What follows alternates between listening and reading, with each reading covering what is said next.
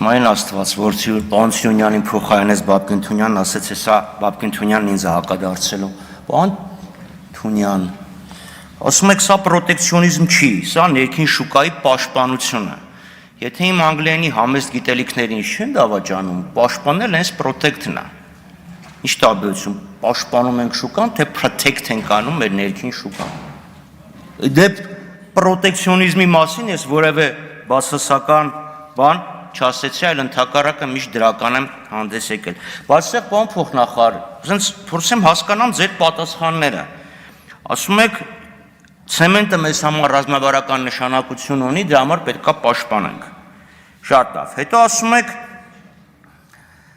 մրցակցային դաշտը բացեցինք, որովհետև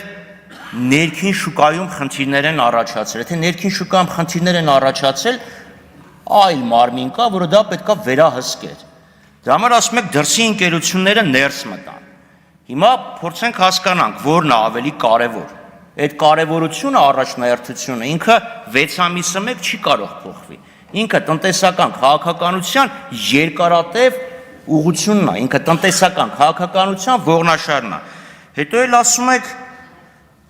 դրսի ընկերությունները սկսեցին գերշահույթ ապահովել։ Այսինքն նշանակում է 2000 դրամը սխալ մոտեցում էր։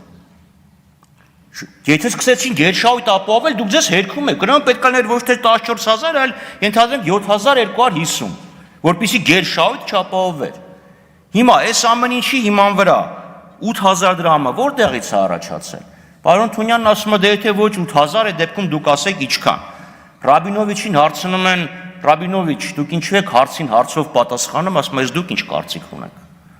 Հարցերին պատասխանում է այստեղ կառավարությունը։ Շնորհակալություն։